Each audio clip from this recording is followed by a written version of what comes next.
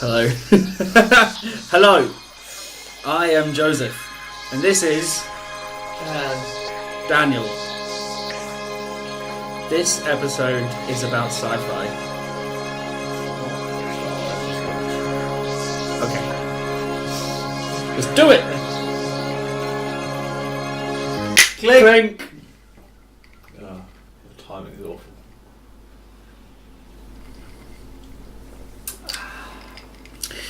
This episode is about sci-fi, science fiction. Sci-fi! I got some things that I love, sci-fi. We did a science one.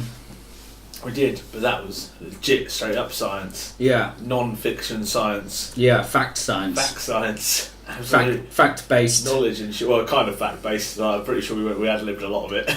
Yeah. Well, I did. Oh, I don't You know. turns out you knew some shit. I don't remember. Shocking. I have no idea what I said. It was a long time ago. Yeah, but this is strictly science fiction. Well, No, this is slowly not- becoming science fact. Yeah, we'll transition. We'll start with something more, like deep in the Alright. not real. Now's probably the time to do that. Let's do that. Let's do that. Deep in What's the your not favourite sci-fi show ever made? sci-fi show ever made? Yeah. Can it be a movie as well? No, I'll do that separate. Oh, okay, sci-fi show. Whoa. I mean, I know it's fairly recent, but I fucking love Black Mirror would probably be it. I think just because it's sort of the dark and dystopian side of things. I can't think of another. Firefly. Did love me some Firefly. I think Black Mirror probably edges out because there's more of it. And it's still alive. And it's still currently going, and it's something I think about. I think it makes me think about shit because it's like the not so distant future. We'll go into that. sort of Yeah. thing. But yeah, I think that's probably one of my favourites. But yeah, Firefly, I love. Never was a really big fan of like Star Trek or any sort of thing like that. That wasn't really my Star bag. Trek used to give me a headache when I Yeah, watched I it. wasn't really into it too much. Never really got those sort of vibes Sorry. from it. Yeah, and that just angered our viewer. I did. Maybe. Yeah, I don't know. Who knows if they're Trekkie or not? Yeah, probably not. Yeah, that. I suppose Star Trek and like Deep Space Nine was probably the only Star Trek I really watched. I see. I don't even remember which one that was. Oh, I liked Almost Human that you directed me towards. I enjoyed that. When we did our television episode. Yes. Did enjoy Almost Human, yeah. Again, that's a similar thing to Firefly. I only had one season. It was cut short. Had more episodes, in fairness, than Firefly. Firefly's got more. I think it's got like 20, isn't it? No, Am I just lying? Probably you're thinking the movie. Maybe. Yeah. Well, how many episodes is Firefly I then? don't know. I don't think it was as many as. I think Almost Human's 12. No, I think Almost Human Was it 24? Oh fuck! thought it was- I don't know what's going on anymore. I thought it was 22. It's my favourite show. I thought it was the other way around. I thought it was like 12 Fireflies and like 22 Almost Humans. I'm just going to look it up because Yeah, that's probably the easier way of doing it. Almost Human was really good. Almost Human is, almost my favourite. It's only recently been beaten as my favourite sci-fi show. So you're a massive Red Dwarf fan. Do you consider that a sci-fi Always. show? Yeah, fuck yeah. Yeah. I mean, it's a Comedy, sitcom. Yeah. But it's also almost every episode could be turned into a movie. Yeah. Like a full-length science fiction movie. Some of the ideas they have on that show are amazing and really, really good. And it's also fucking hilarious. Yeah. I think that probably is. That's probably got to be it. I don't think I've. Most of my sci-fi is sort of in the. As far as like movies go, that's probably where I get most of my sci-fi loving. And books. There are some really good sci-fi books out there. Alright, there's 15 Fireflies and there's 13 Almost Humans. Oh wow! Okay, you win. Fine. All right. We were both wrong on the amounts all over the place, but that's fine. Yeah, okay, fine. Well, either way, both tragically short. Sure. Neither And one of you them. were saying you like sci-fi books. Okay, so what I did was I don't have time to read or have the patience. I always have to do two things at once at least. So that's what I did. Yeah.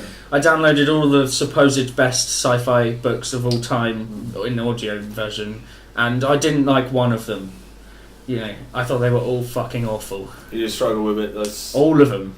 I kind of liked Ender's Game, but that But then I watched the movie, and the movie was so horribly bad. Would you consider something like 1984 sci-fi? It depends.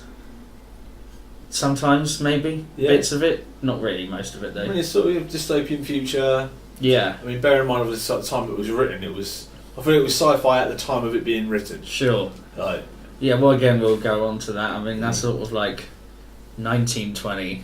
yeah. But, I mean, it's Instead of still one of those 2020. things that constantly comes up as like it's getting a bit more Orwellian society, that sort of thing. Like it was kind of an idea. It's definitely an idea predicted way before its time.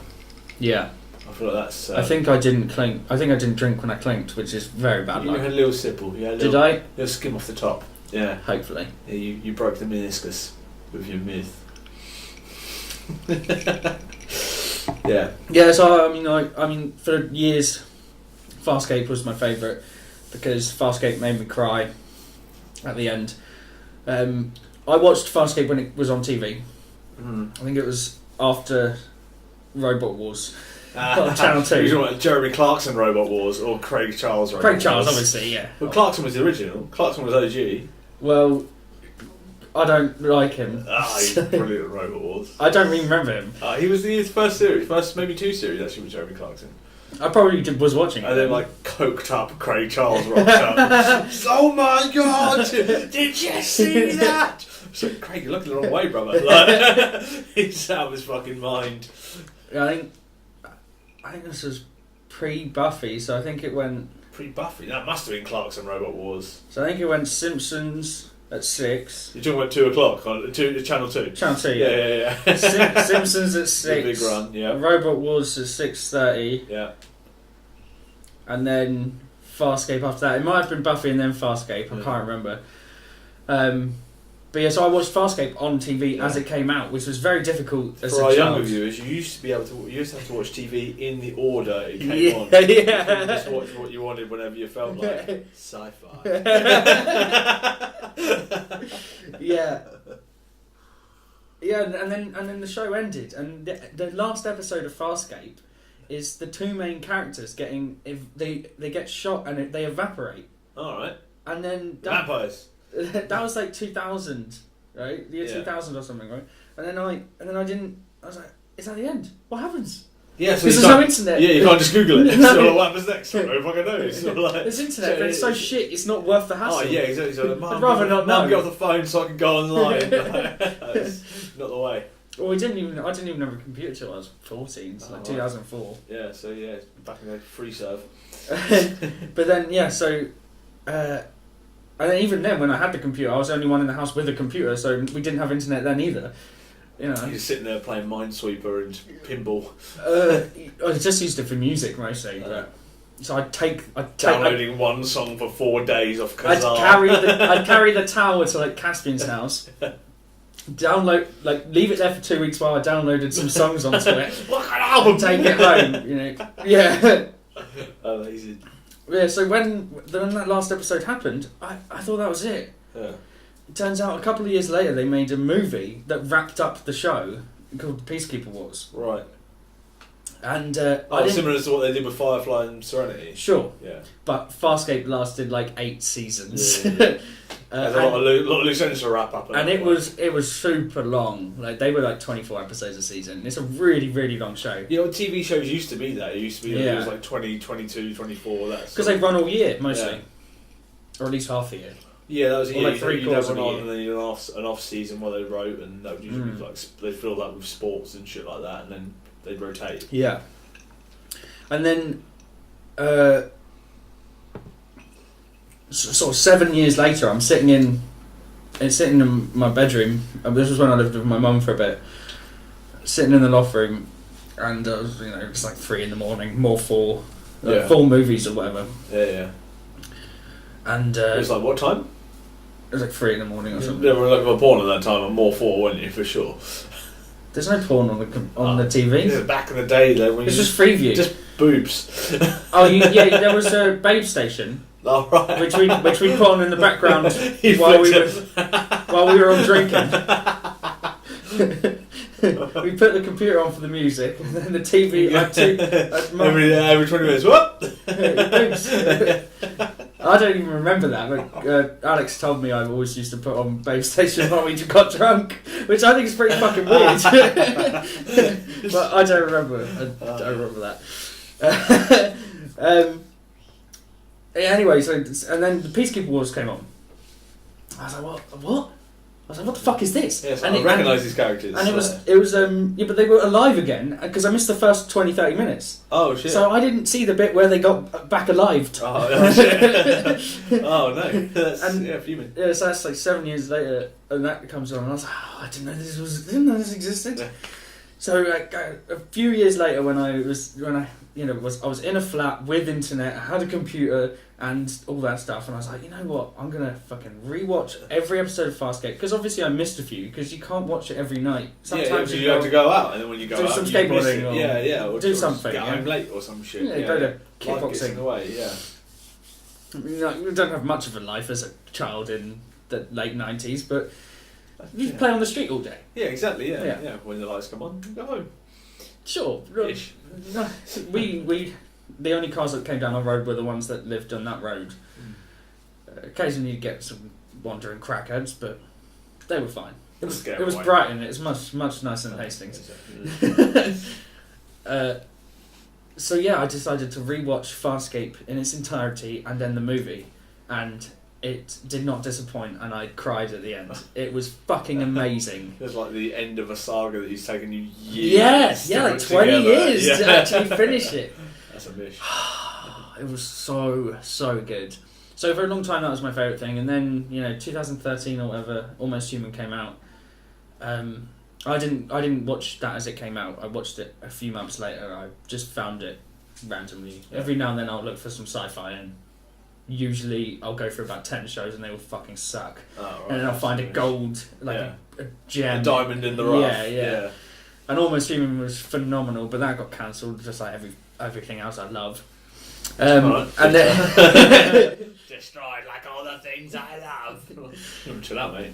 And then obviously really recently, well, a couple of years ago, The Expanse came out. Oh, okay. I haven't touched The Expanse. Yeah. So this is like my favouriteest series ever now. Oh, okay. And it just got cancelled the other week. Oh, wonderful. Good. And I was like, I was loading the gun. Oh, shit. I was prepared to, go out with them. Who does it? Who's it? What's it on? I can't remember the company. It's on. One of those things you're hoping Netflix. It's on Sci-Fi. All right. But Sci-Fi don't pay for the show. It's done by a production company. Whatever. It was all very complicated. So we all took to Twitter and we managed to fucking save it. Yeah, collective Expanse. The fans, yeah. We took to Twitter and hell hath no fury like sci-fi nerds scorned. Yeah, and we saved it. We saved it. Ever. I really wanted Netflix to pick it up, but Netflix. Everyone always Netflix, Amazon Prime, Hulu. Amazon picked it up. Amazon Prime did pick it up. Amazon picked it up for one more season, and obviously if it does well. If we keep this hype going, that season could easily lead into more seasons. Yeah. So hopefully. Yeah, I suppose what they've taken on for a trial, so let's see how this shit goes. Yeah. So, but yeah, Prime's got some good shows on there, but yeah, it never really pushes. I don't want to pay for Netflix and Amazon and all of them, Yeah. But I will 100% be buying Amazon when they start airing Netflix season 4. Netflix season 4? The fuck am I talking about? Expanse season 3 hasn't even... Netflix are fucking everywhere. They're on Amazon now. Expanse hasn't even finished season 3 yet. I think there's another sci-fi is Westworld. It's on Amazon. I haven't touched that, but I've heard such good things. Okay, so I watched Rufus loves Westworld. A lot of people are really, really into it. I watched the first season. I waited until they all came out so I could watch them all at once. Yeah, I'm a binger. I'm a big fan. I can't be doing the week by week. I tried week by week. I always forget. And it did my nut. Because if you have too many of them, you're like, which one comes out which day? Sometimes if you watch an episode, it's a bit shit. Like Walking Dead is chronic with that. Because I stopped watching that years ago. Yeah, I stopped a long time ago. because it's like 3 shit episodes, and one good one that drags me back in. And then I was like, okay, I'll watch another 3 shit episodes to watch the next good one, and then you'll have a 6-month break, and then come back, and I can't be doing that anymore. Right. But yeah, apparently, so Westworld, sorry, just cut in with my...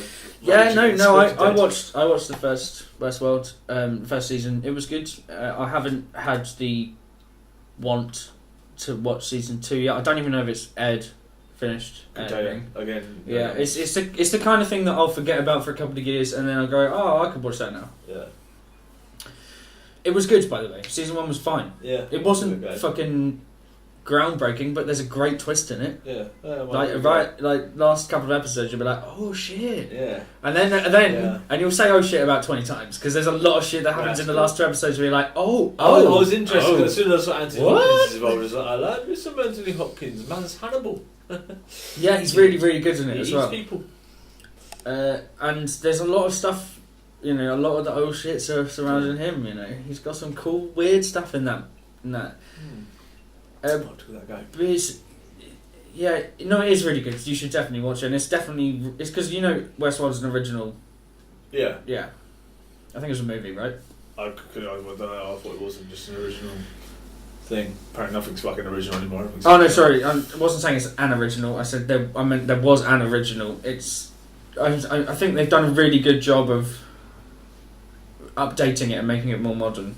Oh, okay. Oh, so is it like a... I think it's an old movie. Or some shit? Yeah. Oh, okay. Oh, okay. Well, reimagining, but it's set in the same sort of place. I won't tell you too much about it because you should watch it. Yeah, and it's not very long. It's only 10 or 11 or 12 episodes. Do that.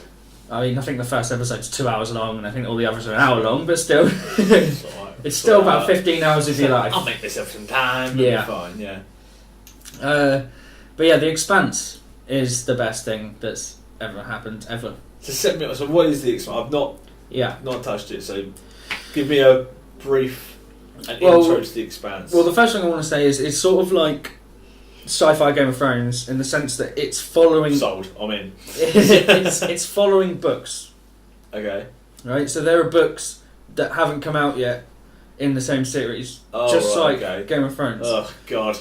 I don't know if I could commit myself to another one of that. Another Game of Thrones, God, all this books versus fucking TV shows. I haven't... Obviously, when it got cancelled, I downloaded all the audiobooks, so I was like, I need my fix. But yeah, I mean, Expanse, it's basically, I think it's set... Oh, fuck, I should probably know these things. I think it's set 200 years in the future, but it could be 100 years. Okay. Don't need to know all the deets. Just what's the crack with it? So it's set at some time in the future. 200 years. Okay. Yeah, it's set like 200 years in the future. We've colonised Mars. Oh, okay. We've also colonised sort of the space between Mars. It's called the Belt. There are three warring factions: Earth, Mars, and the Belt. The Belters, they sort of collect ice and stuff. Alright, the valuable ice. Well, yeah, because at this point, Earth is drastically overpopulated, like unrealistically overpopulated. Sorry, it's like 200 billion or something. Oh, that's too many. it's like too many men. Too many men. It's unrealistically overpopulated.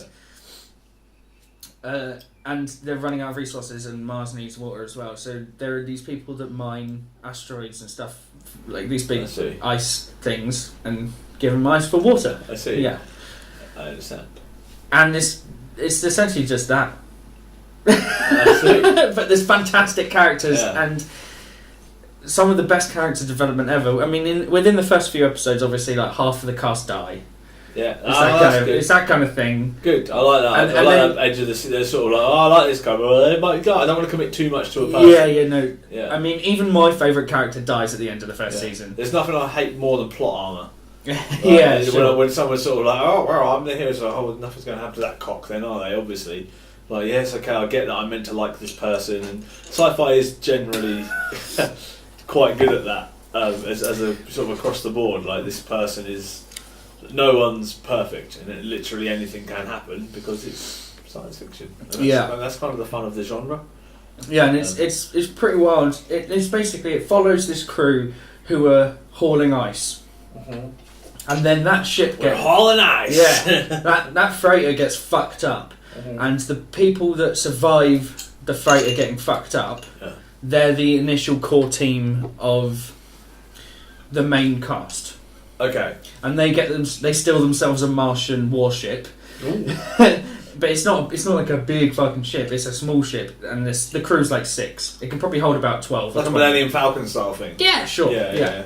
That's sort of but longer. Yeah, okay. It's more like a tube. A stretchy Falcon. Yeah. The Millennium Submarine. Yeah. Oh, yeah. I'm not having a good day with Terrible drinking. Just awful. God, if anyone's watched so many lines. No, this isn't his first time doing this. Too many lines. Where's your bin? It's quite submarine-y, and it's just that black bag. Expanse. Oh yeah, so that's basically it. That's the first few episodes. It follows this crew, and then that crew gets whittled down drastically from 50 to 5. Alright, back me into it, don't back and ruin it. I'm not really, because as I said, it's the first couple of episodes. Alright, fine. Yeah, no, obviously I hate spoilers, but it's hard to talk about anything without any spoilers. Yeah, okay, alright, fair enough. Just put it this way, don't get attached to anyone. Yeah, good. Alright, cool, I can deal with that. Especially familiar faces. Yeah. Because they will die.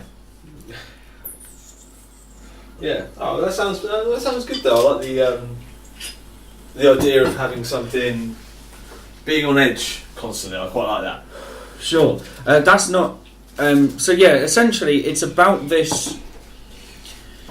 It's about this very fragile situation where the Belters are living between a warring Earth and Mars, but they're not necessarily at war. They're at the brink of war, and they're constantly under this pressure and threat of war. And then they fucking throw in a fourth faction, which is this alien molecule called the proto-molecule. Okay. I'm halfway through season 3 at the moment. I'm watching it as they come out, pretty much. Yeah. I'm a couple of weeks behind because I need to few at a time. You need to sit down, get ready, prep yourself. Yeah. So right, okay, tonight is my expansion. And we still really don't know fuck all about this proto-molecule. But basically, yeah, there's like this alien thing that does shit. A thing that does stuff, you say? Yeah, man. I see. But it adds in... So obviously, if it was just a political battle between Mars and Earth and these Belters getting in the middle of it, it would be kind of shit. Yeah, it's a resource war at that point, but now you've got someone who doesn't really have any skin in the resource game. They just want to fuck them all up, I assume. We don't know what they want to do. Oof. But obviously you got humans experimenting with this shit and making all sorts of fucked up stuff. And at one point, I don't think this is a spoiler really, but they turn an entire asteroid into a spaceship. The proto-molecule turns an asteroid into a spaceship. That's quite cool. That's like that's the end of season 1. Was it like a terraforming sort of thing? Yeah, but with a giant thruster instead of a atmosphere. That's pretty rad. Yeah, it's pretty insane. So basically, the proto-molecule can do anything. It can turn anything into anything, but it doesn't. We don't really know its purpose. So for the whole of season 1, it's actually kind of being controlled by one of the characters. Just here to fuck shit up. Well, it's almost like it's symbiotic. Oh, okay. But she's not completely in control, and neither is the proto-molecule. Sort of warring consciousness. No, but not really. It's quite peaceful at the heart of it, because you do get to the heart of this ship, this asteroid ship, and at the heart of it, it's quite a peaceful situation. It's not destruction. We don't and she's just trying to get home, and that's sort of that her urge is to go home. So that's why it turns this fucking asteroid into a ship. Yeah, needs must sort of thing. So this is. What is it? Yeah. Like, this is the way in which I can get She's home. not controlling. She's not making the proto-molecule do that consciously. It's sort of enhancing her ability to be able to do the things. But she's not doing it herself. That's what I mean. It's very complex. We don't really know the relationships between it, but it's almost half symbiotic. But now, that was season 1. So now what's controlling the proto-molecule? You know, and obviously now the proto-molecule's scattered into different places. You know, the proto-molecule might want to do something over here because it has some kind of relationship with something over here, but what if it's something different over here, different person, you know? But we don't know. Well, they might know now. By the time this comes out, everyone knows. These guys are fucking idiots. Fucking work it out, mate. I'm only 5 episodes into season 3, so... Yeah. Bless. But it's the best. It's the bestest. Cool. If you've got time, the first 2 seasons are on Netflix. That'll give you a big chunk to get into the actual show. Yeah, I might have to give that a bite then. Yeah. I mean, basically, I think when it first appeared on Netflix, I gave it a go. I thought I gave it a go, but there were 2 shows. One was called keep saying shows called Netflix. One was called The Expanse and one was called Ascension, and they both had a similar looking ship on the thumbnail. Yeah, I remember. I tried Ascension, and Ascension fucking sucked. Right. And I thought that they was the same show because they have similar words and they had a similar thumbnail. Yeah. And then, a year later or so, I was like, I'll just click on this again, see if it's alright now. I was like, this isn't what I watched before. This is amazing. Yeah. Instantly hooked. Did you watch the Netflix Lost in Space? I tried. It was god awful. It was so bad. I feel like it didn't need to be it was a movie, and that was fine. The movie was awful. Yeah. It was a series before it was a movie in the 60s. Yeah. So I think they did it as the movie, and the movie was sufficient to explain what happened. I don't think it needed a whole big reboot thing. The original series sucked. The movie sucked. The new series sucks. It sucks. Alright. Okay. Reboot something good. Or maybe not good. Rebooting things. Or reboot it good. Reboot something that was shit good. Just like Star Trek. Well, I love the Star Trek movies. Reboots, yeah. I think they're great. Yeah, they do alright with those. They're done though. They're kind of stuck with that whole. This whole gritty. Everything looks like fucking Batman now. Like, I'm sort of fed up with it. It looks like a cross between. It looks like Batman versus Superman. It looks like it's all fucking done the exact same way.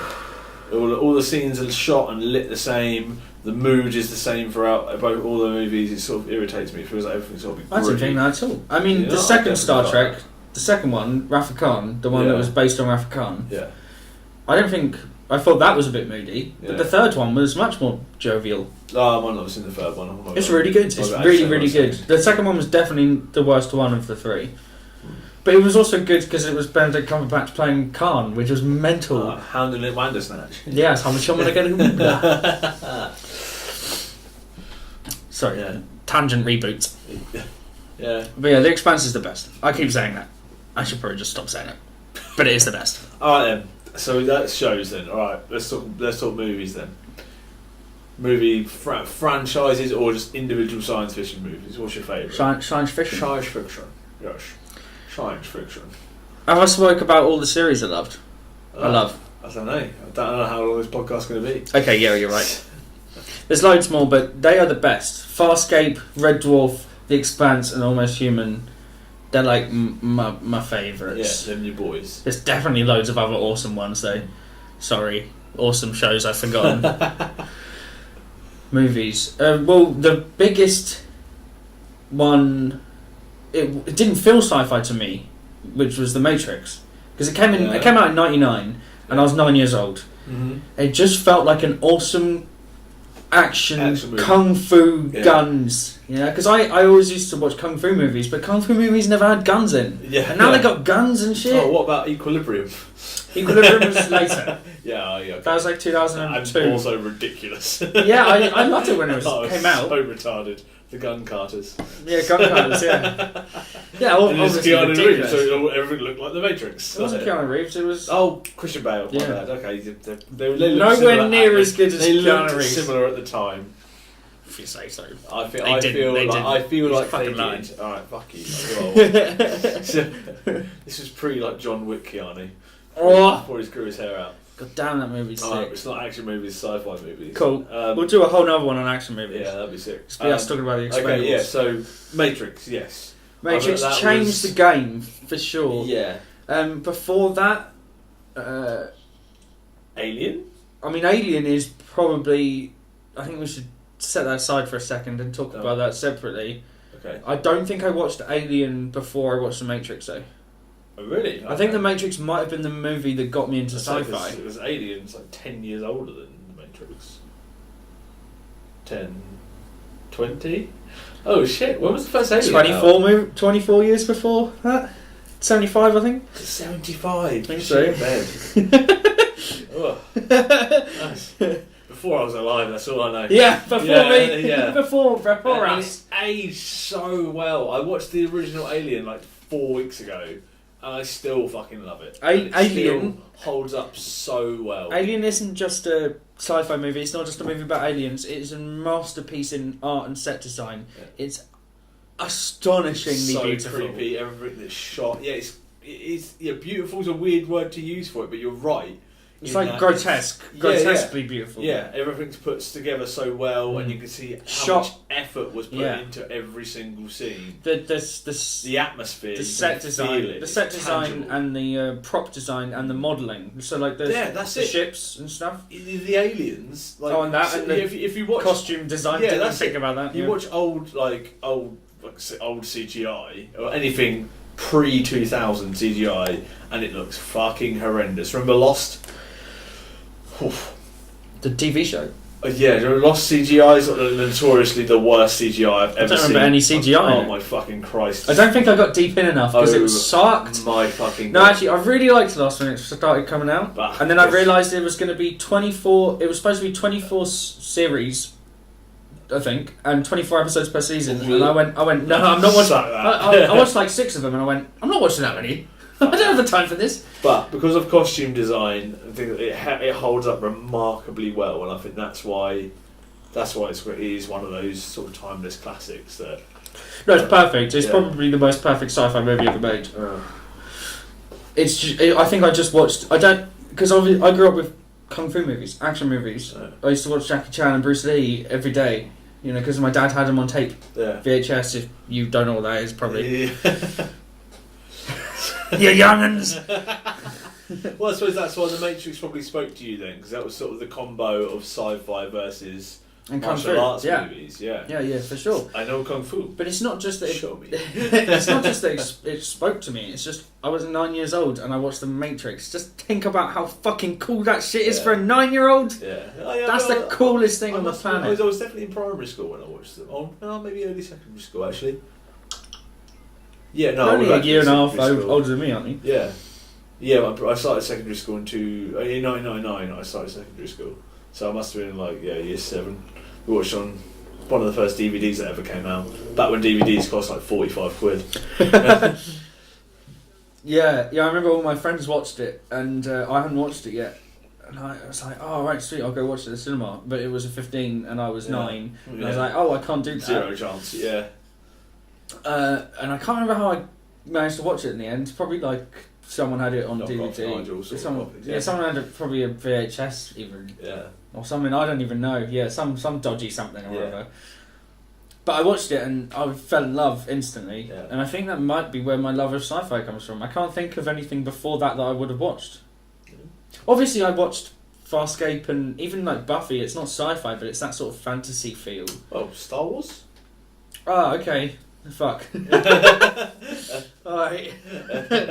I mean, that tiny little underground franchise. Forgot about that shit. Okay, yeah. So, in 1995, I think, I want to say 95, they re-released the original movies in the cinema. They re-released. Well, it was to what year did A New Hope? Oh, fuck's sake! Phantom Menace. What year did Phantom Menace come out? I want to say like 99 as well. I'm sure it was. So 98, 97, 96. So it doesn't matter. It was either late 90s or like 2000. 2000, thereabouts. Yeah. So basically, in the run up to that movie, they re-released them at the cinema. Yeah. One a year. Okay, for 3 years before. Oh, like they do now, where they just make a new one every single year now. Sure, but they just were re-releasing I get what you're saying. Yeah. So basically, I got to go to the cinema, just like, you know, my dad had gone to the cinema in 1975, or whatever, for the original. Yeah. I got to do the exact same thing at the cinema. It was fucking incredible. Yeah, so I think it might have been 96 or 97. 97, 98, 97, 98, 99. 96, 97, 98, right? Right, okay. Yeah. And then if that was 99. Yeah. So yeah, I went to the movies to watch them each year with my dad. Oh, man, so yeah, that was the first thing that obviously turned me on to sci-fi. For some reason I forgot Star Wars existed. So, it's only The Matrix. The Matrix did it. Yeah, I guess The Matrix married those two loves together, though. Yeah, I feel like The Matrix. I think everybody's intro, if it isn't Star Wars, it should be Star Wars. Sure. I think everybody's. Agreed. What you got? Laser swords, space battles. Come on, like come on, giant bear animal. Let's go. It's all the good shit. Mates, like the hover, like his hovercraft that he has. Well, the pod racer. No, that's. What are you talking about? He's got the little thing on. Okay, first who's fuck's Luke? He? Okay. Is it all I can think of is Bisping. Bisping on Michael Bisping's planet. Tatooine. Yeah. There is a planet called Bisping. I can't remember which planet it is. Sidetrack. Sorry. At the beginning, A New Hope. He's got that sweet speeder. Oh yeah. Yeah, that thing. I always loved that speeder. They used to womp rat on. No. That was his T16. They used the bullseye womp rat. Bullseye womp rats. That's it. Yeah. It's the bullseye womp rats on my T16. They're not much bigger than a metre across. It's like an exhaust port on the Death Star. What a cunt! Like just killing innocent rodents. Like piece of shit. Like, so what are you doing there? Like farming moisture. Fucking moisture farmers. They're blue milk. Yeah, fighting off the sand people. That's a different planet, I'm sure. They're on Tatooine. Oh, they are, aren't they? Yeah. Sorry. Sand people and sand people come from. I feel like I'm saying I don't know what Star Wars is at all. I've completely just undone all of your Star Wars. I think Expanse has filled in all of your Star Wars knowledge. You're like Homer Simpson, where you learn a bunch of new stuff and pushes all the old shit out. I actually do like Star Wars. It's my favourite thing ever. I just forgot that they existed, apparently, and forgot all my knowledge of it. Oh.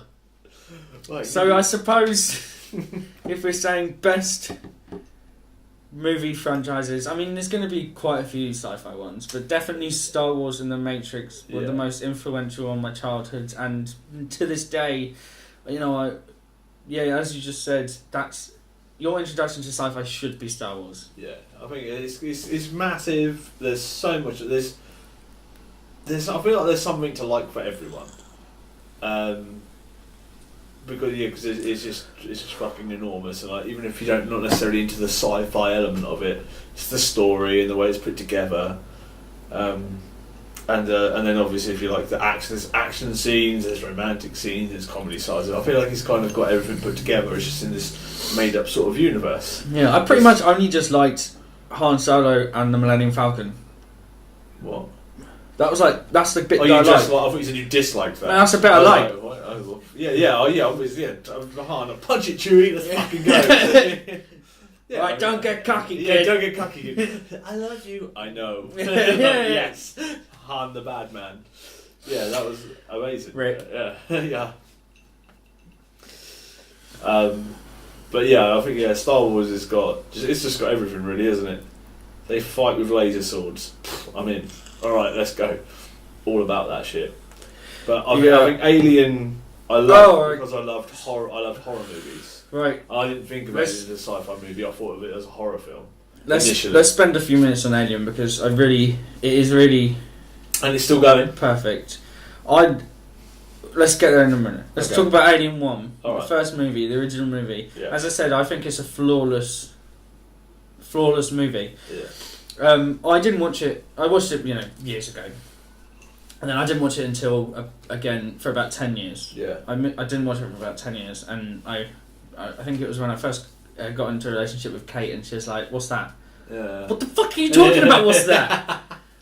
It's that shit. You just forgot, like you forgot Star Wars. Yeah. When you're with someone and you're like, you find out something about him like that. Yeah. You're like, you haven't seen It's Alien. Like, yeah, so I adored this, so I didn't realise that you didn't know what existed. Yeah. Like, So sit the fuck down. Yeah, I made her watch it, and it was like watching it for the first time myself, because I hadn't seen it in 10 years. 10 years is a fucking long time.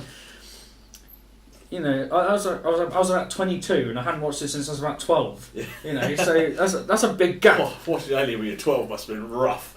I watched it before that though. Oh yeah, fuck. That's Brightonians make stronger types. Back when you're younger though, like you just watch fucked up shit, don't you? Well, no, in our generation, I think it's a bit different now. They don't want people to watch stuff. I mean, but we didn't have... What are you talking about? Now is far easier than it's ever been to watch fucked up shit. It's easier to watch it, but maybe parents don't want you to watch it as much. They ain't got no fucking choice. They don't know how to work iPads and shit. They can do what they like. Well, I mean... I bet kids get all this shit and they're like... Blah, we didn't have porn. Parental controls my arse, Dad. Like, yeah. You can't even unlock your phone, you bellend. I'll do what I want. Like, well, we didn't have porn, so we had to watch horror movies and shit. Yeah, that was the first time I ever saw porn. I typed in sex.com on my dad's computer. There we go. See, it's a classic, and you don't know how to do it. I was like 9. Yeah. I think now, I think because he's far more fucked up shit now. But yeah, I don't really know what I'm Alien saying. when you're 12 must have been brutal. Like, that must have No, been it's great. I didn't even think anything of it. Anything like that. I feel like I've had an overactive imagination. I was just that would have fucking ruined me. But I fell in love. I wasn't a robust preteen. Jeez, I started smoking weed when I was 11. Yeah, see, that wasn't me.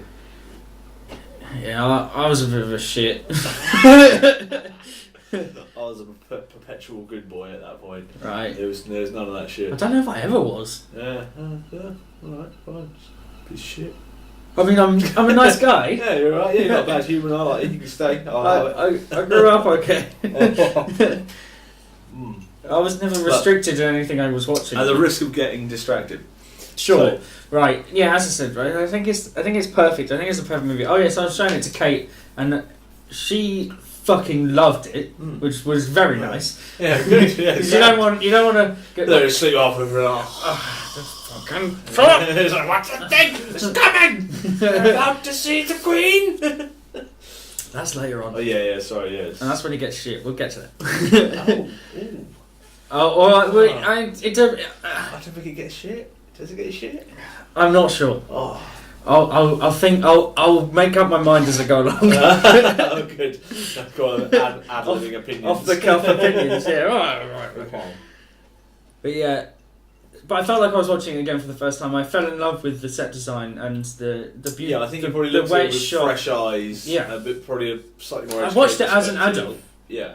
And whereas before I'd watched it as a child, and I didn't fully appreciate. I loved it, but I didn't fully appreciate. Like, shit, that acid melts everything. Like that, the blood is acid. Like that. That's sick. Like it's got tiny mouth inside. Well, that's not the kind of stuff I was thinking about. Because I obviously. What I was all about. we watched from very different places. Joe. Well, I loved all that. You know, that's all the stuff that you see. That's all the superficial stuff that you see that you love when. And I can understand that and love that as a child. Yeah. But as an adult, the things like the attention to detail in the set design and the way it's shot, the different camera angles and lenses and all that stuff, that's the stuff that made me appreciate it much more on an artistic level, not to sound too fucking wanky, but that's what made me appreciate it this time around a lot more. Right, okay. I appreciated all those little details that I would have never have understood before. Yeah.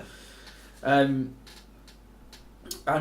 it's really a fantastic universe. Obviously it's what's the guy's name? Ridley Scott? No, the guy who designed all the artwork.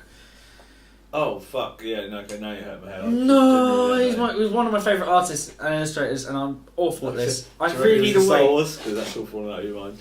Fuck you, Star Wars. Oh, harsh. Okay, I'm sorry to left on this weird fucking cliff edge. Yeah, sorry, man. Turns out Jojo doesn't know who one of his favourite artists is, so I'm really sorry. Yeah, fucking melt.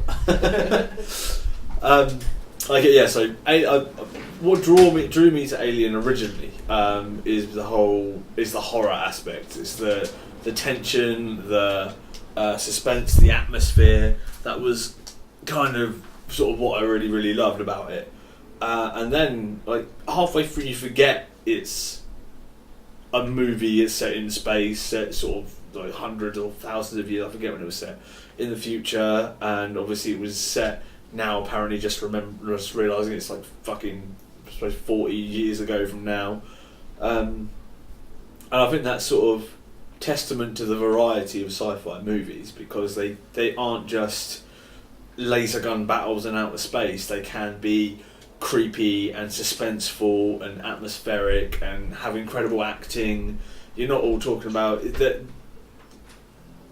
If you think sci-fi movies, some people think sci-fi movies and they think Flash Gordon, and it's okay, I'm glad you're back in, and they're not wrong, but if you pigeonhole it into that, it's not Brian Blessed with angel wings. It's very, very. It can be very.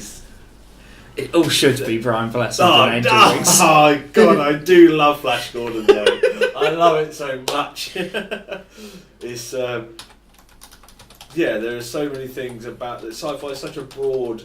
It's all it is. It can be any story you want, just set in somewhere fictional that's in the future with shit that's not real yet, and that's awesome. Especially if you're a writer, because you can go fucking bananas with your imagination. Well, it doesn't matter what happens. It's, what is it? Oh, this thing exists. What do you mean this thing exists? It's in the future. Huh? It's like, you have what you want. That's I agree. I'll get to that in a second. I'll talk about it now. It's not just as a writer. I'll just make something up. I can make whatever I want up. That's not how you write. How you write is you make an entire new universe in your head. Because obviously, I was writing a graphic novel. Yeah. And I created an entire universe in my head. Yeah, Do you know why I stopped? That's beyond my ken. Yeah. The Expanse stole all of my ideas from my brain 6 years before I had the ideas. That's sci-fi. Oh. Honestly, when I started watching The Expanse, I was like, "Oh, you're killing me! Yeah. Oh, stop it! No." I was totally thinking about considering doing this. I just felt like at the end of it, the stories were just too similar. It ended up not going the way that I thought it was going to go. Yeah. I sort of half wanted it to, because that would be like creepy. How close I was to that story, but whatever. All right. Anyway, let's go back to Alien. I want to go back to Alien. We can skip back to graphic novels in a minute. Oh my God, skipping and jumping. God, it's almost like our conversation have no cohesion whatsoever. Okay, back to it. I was just sort of saying about the mood of Alien was really stuck out to me. It was. I still don't think there's any sci-fi movie like it. I don't think there's any movie like it. There are plenty of films build suspense, they build this sense of dread, and they light it fantastically, and they do really well about it, but nothing quite came up with that level of genuine terror it made me forget it was a sci-fi movie. That's basically what it is, sort of like the clanking of the sounds is probably one of the biggest things about that film. Yeah, I don't think the sounds. I've never heard breathing and actively realised I'm listening to someone breathing for probably a good 45 seconds. I'd be like, shut the fuck up, shut the fuck up, shut the fuck up, shut the fuck up. It's gonna find you. Oh, Ripley, you're talking about yeah. When she's lying down, and the aliens above her. Dripping. The mouth in the mouth. So cool. Geiger was the artist who created this universe. He died a few years ago. German artist, fantastic, and he created the xenomorphs. And I mean, it was all very sort of. It was very sexually sort of inspired, wasn't it? His art was all stuff going into holes. Yeah. Look him up. Look up Geiger. It's basically just a load of xenomorphs humping. Yeah. So the xenomorph mouth, the dick mouth coming out. Of the mouth, but then the xenomorphs were then based off that. So his creepy art came first. Yeah.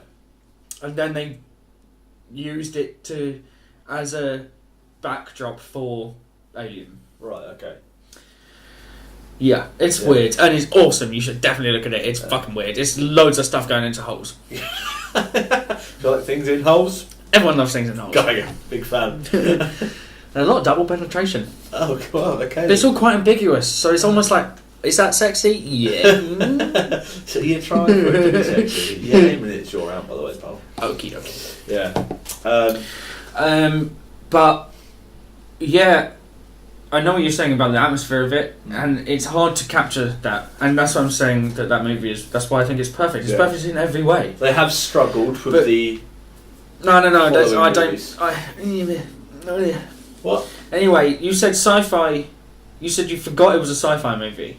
While I was watching it, yeah. I think that's what sci-fi should be. I don't think sci-fi, it shouldn't be like, oh, this is sci-fi. It should be telling a story in a science fiction place. And it drags you into the universe and you forget that you're in a different universe. Yeah, I don't think you should... There's the whole thing about Star Wars. I heard someone the other day sort of like, Star Wars, it's all set in the future. No. It's set... A long time ago, in a galaxy far, far away. Very clear. Yeah, it's literally it's the first word. Every single one. Literally the first things that you see on the screen. Like... It's like, oh yeah, but it's also futuristic. I mean, I'm obviously putting the voice on of the person that would definitely say that. That's the right voice. It's like what you've done is just not read the first bit. If you don't read the scrolling text, you may as well fucking leave. Like, I'm out. Like anyone that's sort of like, oh, it goes too quick. It's like you read too slow. Fuck you. It's really it's crawling text, isn't it? They call it crawls across the screen. It's slow enough. Yeah, it's slow enough if you're not... Get an eye upgrade in your science fiction shop. Or just be a better person. Just don't be so shit. If you can't read the crawling text of Star Wars at the start of it, and if you ignore it, then you're just rubbish. Not a good person. Sorry. Judgy, but... Judging all the dyslexics out there. Well, I can then have someone read it to you then. If you genuinely can't manage it because of a fault not of your own, not laziness, then I'll allow it. But other than that, fuck off. Read the text.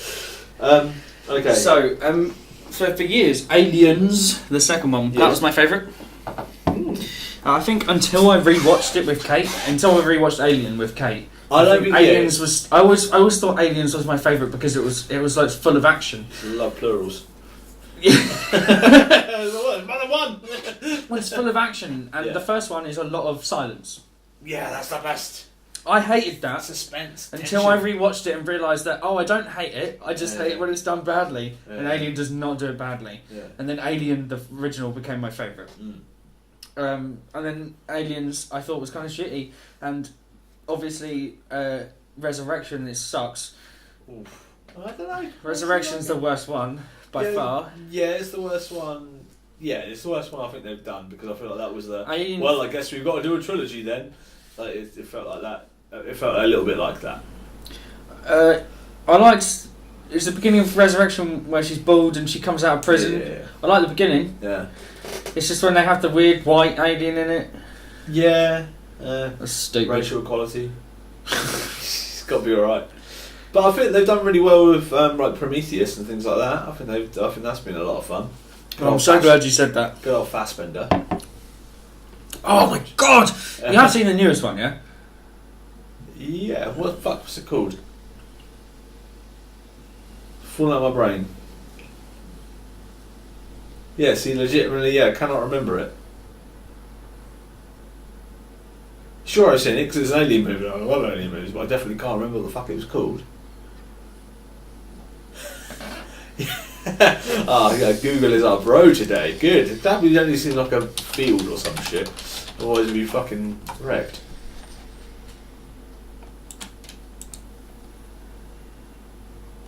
Covenant. Oh, there we go. Covenant. Okay, yes. Yes. Okay. How creepy and awesome was he in Alien Covenant? How cool is that? He is so creepy. I loved it. He's ridiculously just... He's got that amazing... emotionless face. No, when he kisses himself. You don't remember that bit? I definitely don't. There's a gay bit. It's the best gay bit ever. Brought back aliens. Oh man, and he's so creepy because he's the one that started everything. He's the one that did everything. Yeah, so that he's the one that experimented. He kills the chick from Alien from Prometheus. He kills her and uses her as experiments to perfect the fucking alien, to perfect the xenomorphs, to perfect the life cycle. It's so rare for something like that to keep on being good. Well, obviously Ridley Scott only did Alien. Yeah. and then he came back from Prometheus, and you know we were waiting between Resurrection and Prometheus. We were waiting like 20 odd years. Alien vs Predator. Just saying Not really, Scott. That exists. Just saying that's Let's try and forget that exists. There's 2 of them. I think there's 3, isn't there? AVP, is there AVP 3? I only watched the first one and I went, no more of this for me, thank you. Thank you very much. There's definitely 2 Alien vs Predators, but I don't know if there's a third one. It may very well be, but... Yeah, there probably is. I mean, 2 was plenty, thank you. Like, if you've done a third, that's enough. Let's not go for 4. Alien vs... Yeah. Yeah, lovely idea. Horrible execution. So we waited for years, and then Prometheus asked more questions than it answered. Yeah. And then a fuck ton of those questions were answered in Covenant. Yeah. I was blown away. Yeah, And there's so so well many put little together. bits. Like if you even just look at the artwork in his weird studio, all along the walls, you see all these clues. I've only watched it the once at the cinema. I guess it's out on DVD now. I should definitely get it. Yeah. We should do an Alien Big night. session. Yeah, that'd be fucking I'm up for brilliant. it, for sure. It will be more like a fucking night. Like, Well, we just watched Alien, Prometheus, and Covenant. I mean, that's still a strong like 8 hours. Oh yeah, they're long movies. Yeah. And actually, I think we should probably watch them all, Cool. just to see Oh, Ripley with a flamethrower. Yeah. Be like, That's amazing. Oh, yeah. that's Resurrection. I'll be down for that. Yeah. Yeah. Oh, okay. Weird. So speaking of aliens, Starship Troopers. Okay. Fucking love that movie. Yeah, it must have come out when I was about 9 as well. So that was another really early. No, it didn't come out when I was 9, but I watched it when I was 9. Yeah, so that was another really sort of early days sci-fi one. Yeah. Like with the bugs. Neil Patrick Harris. Yes, fuck yeah. Yeah, that's How weird is that? That was one of those weird ones where he popped. I can't remember where I watched it. It might have been some there was something I was flicking through. I was like, oh shit, Starship Troopers. I put that shit on because that was quite dark. But that was very. It was. I mean, everyone gets pretty fucked up. Yeah, 100%. It was a very World War One themed. Right. It was all sure. about conscription. Come and serve it. Come and kill some bugs. Yeah. And then when you get Yeah. there, it's like, oh fucking shit! And it's like going over the top and like the D-Day landings, all Yeah. that sort of shit. You launch and you Just run get into machine gun smothered. fire. And everyone Smothered gets by fucked these up. fucking things. Yeah, Yeah, no yeah. one really lives in that shit. Yeah. And yeah, it was interesting to see because that was sort of the sci-fi. I just equivalent. thought of another one though. Oh. Independence Day. Oh man! See, there we are thought some- we'd have remembered this shit before we started, but they're all flooding back now. Yeah. See, there are a few bangers in there. You know. I did love some Independence Day. He said, "Hello, boys. I'm back. I'm back." Zooming up, good lad. Really poorly designed spaceship though. Like, Oh, yeah. if your giant gun, like someone goes up it and then it explodes your entire thing.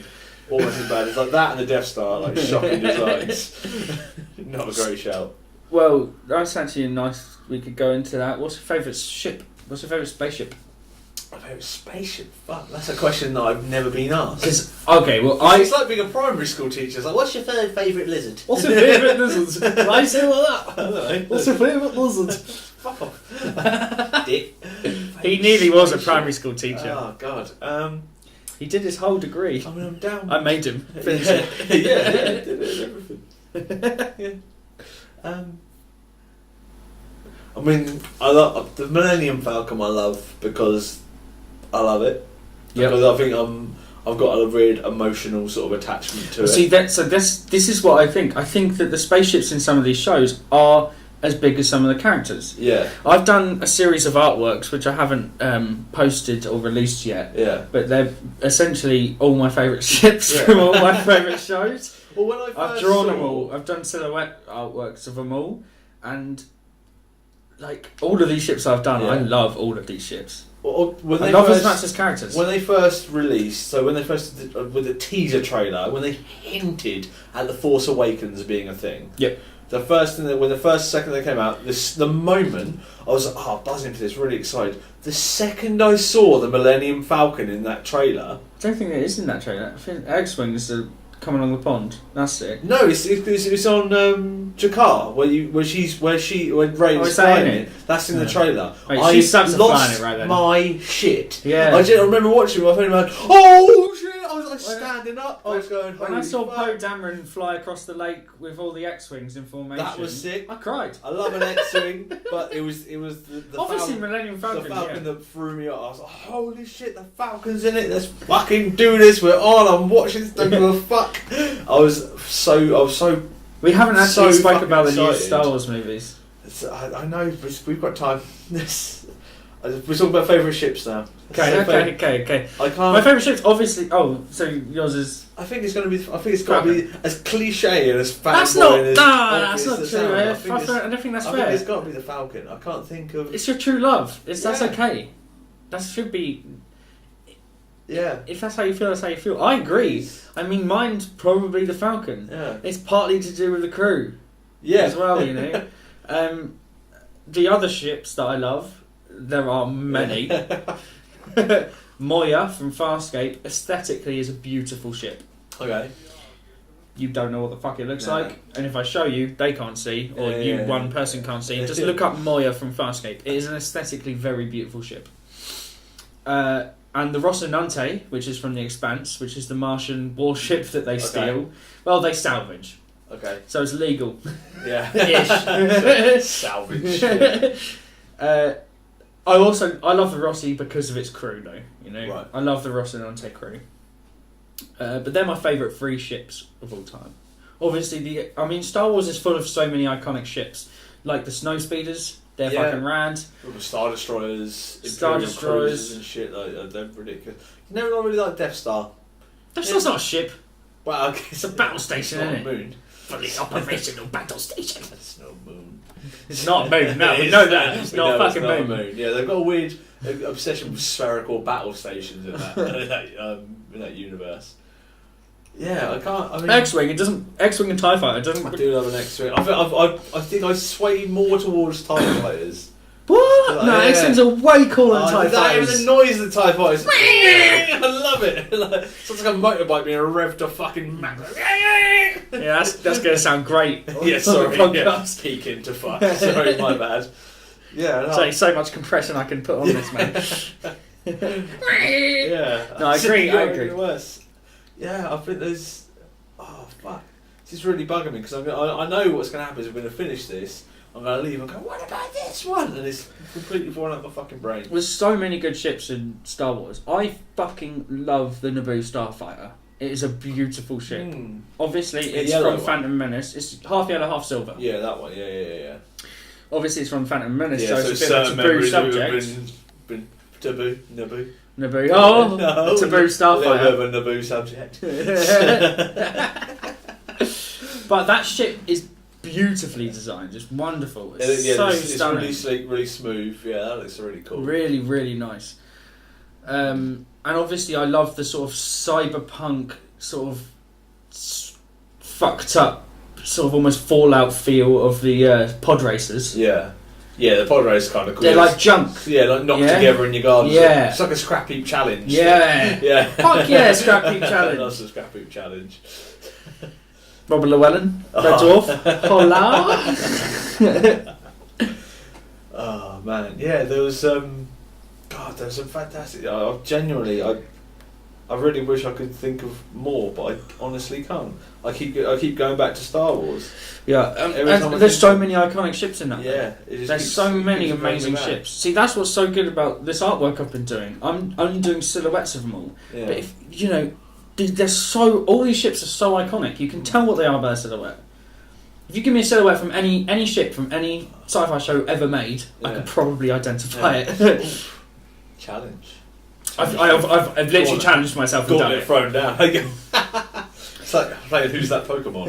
Ships. Oh, totally do that. Yeah. Well, from the original. Yeah, 151. Let's go. Yeah, I might be able to do a couple of Gen 2. It's not Electrode, it's Voltorb. I'm not a fucking idiot. Same. Electrode is 3 balls, Voltorb is 1 ball. No, not. Oh, sorry, One ball. Electrode. Oh, I take that back. I thought you meant Magnemite and And Magnetron. Magnetron. Magneton, yeah. Not Magnetron. Oh, Magnetron. No, Magnetron. I am fucking terrible at Pokemon suddenly. Pokemon me. I've still got the original 150. Oh, what, cards? Yeah, I think I've got it somewhere in my mum's. Anyway, okay. So that's on Sci-Fi. So, no, it's not Sci-Fi. Sci-Fi tangents only, please. Yes, only. Alright, oh, fuck. So you got no, I mean, yeah, ships. Yeah, I've really, Oh, do you know what is a fucking good ship? It's very hard to identify, especially between the different ships in that series. It's the Nebuchadnezzar, which is the Matrix ship. Okay, yes. Yeah. Looks badass. Yeah. Because it's got all the orb. Yeah, you rarely saw the ships, didn't you? There was from the outside you rarely saw them. Yeah. Yeah, I was all about the mechs in Revolution. Revolution. Sliced up. Mate, that is so fucking sick. I love that scene. I don't care what the people say about the movies. No, fuck them all. That was the attack on Zion was fucking incredible. I fucking loved it. And I was so into it. The chateau scene from the second one. Oh, fuck you with the twins. No, the shadow scene is Matrix. What the fuck am I talking about? Neo versus all the old versions. It's not the twins. The twins are the car fight. That's the car fight. Yeah, I love that shit. Yeah, that's the highway fight. Yeah, highway scene. Yeah. No, the chateau scene is just some stairs and a door. Oh fuck yeah, that was fantastic. And Neo, at one point Neo like does a backflip, lands on the top, and then puts his hands out to either side, and two Psy come from either side. And he goes. They've all got like fucking battle axes and shit on the walls. Like, I actually did learn it. It's like shrimp, and then one hand comes down and one. Powerfully nerdy. Yeah, I don't know. Well, if I had Psy, I could do it. He's like Raphael from the Teenage Mutant Ninja Turtles.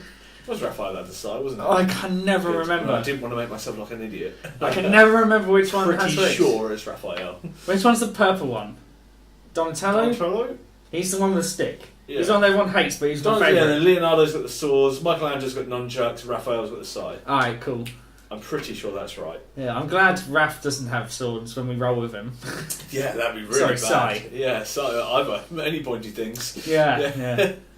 That was okay. You're never going to understand what we just said. No, sorry. Terrible broadcasters. Okay, let's go back to the idea of creating an entire universe. In my talk about the Amory Wars. Okay. So obviously, part of the reason why I wanted to create my own universe is because of the Amory Wars. So you're a far better position to give us. Tell people that, because the Amory Wars isn't something that's vastly known. Fuck no. So go on. So what did it stem from?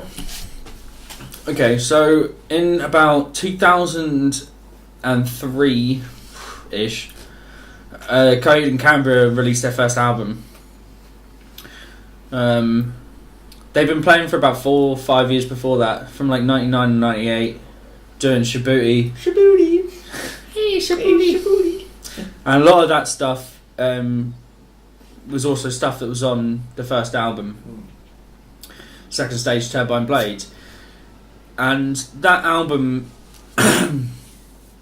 he was all Claudio Sanchez of Coheed and Cambria. If you didn't know what the fuck we were talking about, which turns out pretty good that you don't. Yeah, okay. So Claudio Sanchez of a band called Coheed and Cambria. He is the guitarist and singer, one of the guitarists and the singer. He never really wanted to write about He never really wanted to write honestly. He was always too scared. He struggled with it, didn't he? Yeah, he's quite a shy and reserved person, so he wanted like a buffer. Weird for a front man of a band. Sure. Yeah. Of a rock band. Yeah. Like, I mean, they were like thrashy punk back then as well. They were aggressive and awesome and fucking so cool. But yeah, he wanted a buffer between between the stories and the lyrics that he was writing and his real life. They were still all based about his real life and his real life experiences and his world, but he didn't want to be that honest with it. So he created this buffer, which ended up being my favourite sci-fi universe ever created. And thus the Amory Wars was born. Yeah, yeah. it's sort of hard to follow until you know, and then once you know, I think it's okay. So the second stage Turbine Blade is a 12 set of comic books. So they pretty much, so for the first 2 albums they did 12 comic books for each album, which were then created into an Ultimate Edition, which is what I own, which is just a graphic novel of all 12 comic books mixed into one in one binding. Yeah. Which is how I think they should be read anyway. Like binge watching a TV series. Sure. Yeah. And the sort of he always sort of gave it away. So the first album is called Second Stage Turbine Blade, so it has the second in it, and that's sort of, it was always meant to be it wasn't meant to be the first part of the story. It was always meant to be the second. And then the second album, this is going to get confusing, isn't it? Yeah. The second album is called In Keeping Secrets of Silent Earth 3, because that's the third part of the story. And then, to make matters more confusing, the third and fourth records are both called Good Apollo 1 and Good Apollo 2, from Fear for the Eyes of Madness and No World for Tomorrow. And the album art from Fear for the Eyes of Madness, which is the third album, is the number 4. So he was really going for that thing of second, third, fourth, right? So there was always going to be a prequel, and then on their 5th studio album, we got the prequel. Year of the Black Rainbow. Year of the Black Rainbow. And now, so he stopped doing the comics. They did 12 comics for the first album, Second Stage Turbine Blade. They did 12 comics for the second album, In Keeping Secrets Silent Earth 3. Then they did a single soft cover book graphic for From Fear for the Eyes of Madness, or to say the full name of the album, Good Apollo 1. Good Apollo, I'm Burning Star 4, Volume 1, From Fear for the Eyes of Madness. And he wonders why people struggle with this. I don't, but man, yeah. It does take a little bit of time to understand. So, Good Apollo, I'm Burning Star 4, From Fear for the Eyes of Madness had not a 12-issue thing, it just had a single book, and he actually hated it. So it really put a setback on all of that stuff. He didn't like that, what they released there, so they never did any comic book for release for No World for Tomorrow, which was part 2 of that album. There was no comic book released for that at all. And then they released the 5th studio album, which was Year of the Black Rainbow, and he obviously got back into the story. He wanted to tell more of the story. Yeah. So for this story, instead of doing graphic novels or anything, or comic books, he wrote a straight up novel, a prequel novel. So this is Year of the Black Rainbow, which serves as episode 1 in the series, right? So this is episode 1. So this is set before the first album. Drink that. I'm going to need another drink for this. Okay. Oh, actually, are you going deep? Because I'm going to go for a word. I also need a wee, but it's fine. Keep going. I'll keep going. The novel is also probably my favourite sci-fi novel that I've ever read. I know I haven't read any others. I've listened to them on audiobook, but it's still my favourite. It's really, really good. It's brutal and it's horrifying, and it has probably my favourite death of any media ever.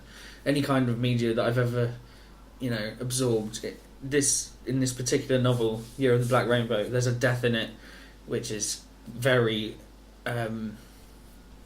heartbreaking and horrible, and probably a lot of most people's worst fears, or it should be. maybe you wouldn't know that it was your fear until you read it, and then you go, nah, I think that'd be fucking horrible.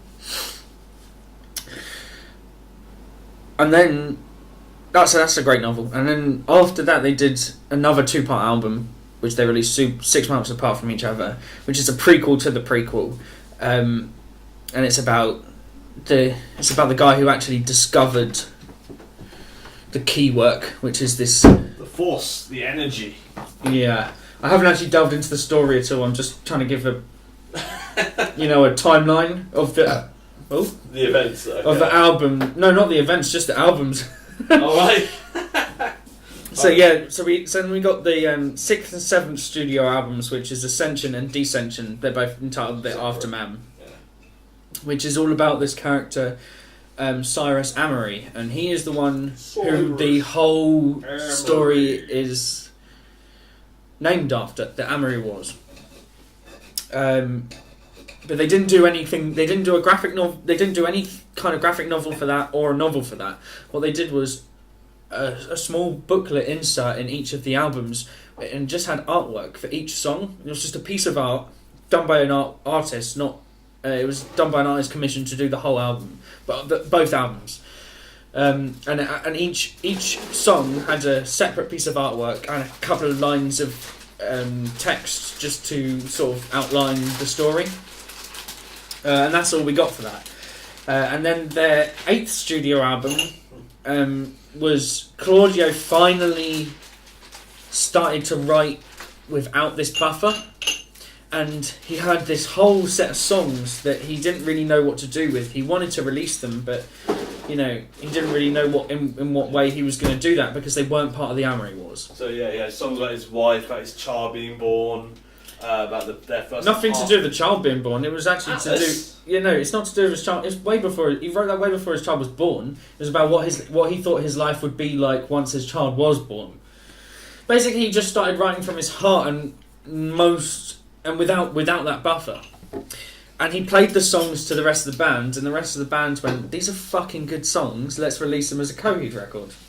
So that's what they did, and a lot of fans went, "Oh no, it's not good enough for us." And I went, "Fuck off!" I remember you messaged me and you went, "How do you feel about the new album?" I said, "I fucking love it," and you went, "Oh, I didn't think you would at all because it's quite poppy and punky." Yeah, it was. Well, I mean, there was stuff like. But I love Coheed and Cambria. Nah. I don't know if there's anything that they could do that whole shit on. You know? Well, I heard You Got Spirit Kid. And I thought Jojo's gonna fucking hate this. I loved it. It was so happy. From Here to Mars, and obviously that's the acoustic of Century. Oh, we listened to the fuck out of the acoustic of Century Defiant. That was from Ascension. Huh? Oh, fucking! What am I talking about? Yeah, he's losing his mind. Yeah, I'm losing it. He's about 4 years behind. 4 years prior. I do still remember that. That was of course. Yeah. We listened to the fuck out of that. Yeah. Fuck. Oh well. No. What am I talking about? Wow. I don't know, mate. Wow. Wickedy wow. But yeah, when that when they went off topic.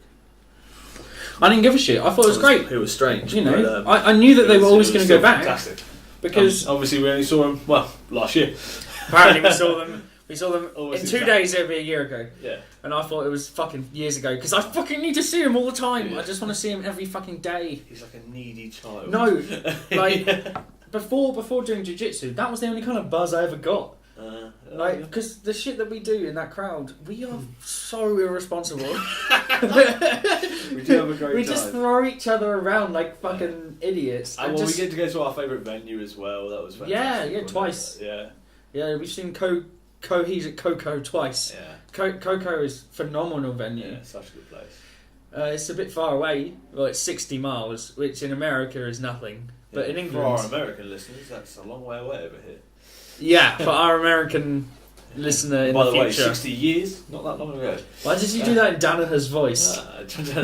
So 60 years? It's not that long. Breaking pressure. Sorry, weird jiu-jitsu joke. Good. Yep. But, okay, so the Sci-Fi, the fact that... Hang on, I haven't finished. Oh, for cuck's sake. For cuck. For cuck's sake. Are you going to talk about... Yep. The, okay. So... couple weeks... Well, we could... The last album they did, it was away from the Amory Wars. It was away from the saga. It was nothing to do with it. And I loved it. It was great. It was lovely. It was lovely to see like a nice little... It was a nice little like side bit. You know. They have numerous other bands as well. They could have easily released it as any of them. You know, Travis, the other guitarist, has got a band called Davenport Cabinet. Claudio and Travis have a band called something about Inferno. What is it called? Rage Fire Prize Fighter Inferno. Prize Fighter Inferno, that's it. Which is just a load of words from the Amory Wars, basically. Because Inferno is not a prize fighter. No, he does not fight the prize. Yeah. They are sort of his boys. Yeah. Well, I mean, at the very least, they're on the same side. Oh, let's not get into we can't go too deep into the Amory Wars. I won't. Shit will get too fucking... Okay. So, after a good few years now, couple of years, Coheed and Cambria released a song the other day, and I lost my fucking... Sense and so...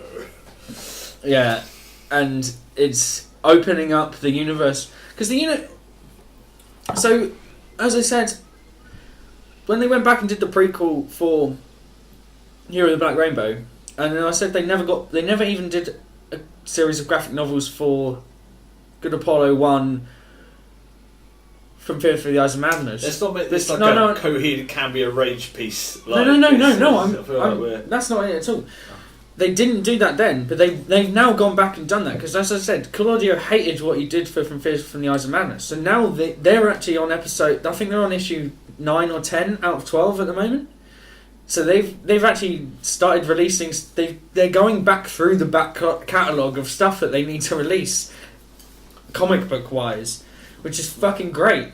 You know, hopefully by Christmas, I'm going to have a new Ultimate Edition to buy, and I can fucking finally catch up with the story a bit. Yeah. And then obviously we got No World for Tomorrow, and then this new piece that we just got given has opened up the story hugely. There's a prison planet. I'm pretty sure it's set quite a long time after No World for Tomorrow. Yeah. Because it says... Oh, I won't... I've already analysed this to death. You're about the celestial beings, and... No, I'm talking about...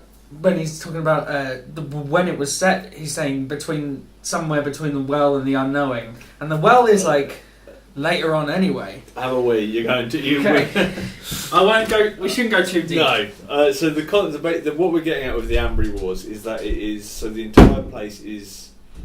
It was created. This universe, this sci-fi science fiction universe, was created to fuel songwriting material from Claudio Sanchez from Coheed and Cambria, and it is a deeply scientific fiction. Like there's a guy with a cannon for his arm who becomes something called the Juggernaut.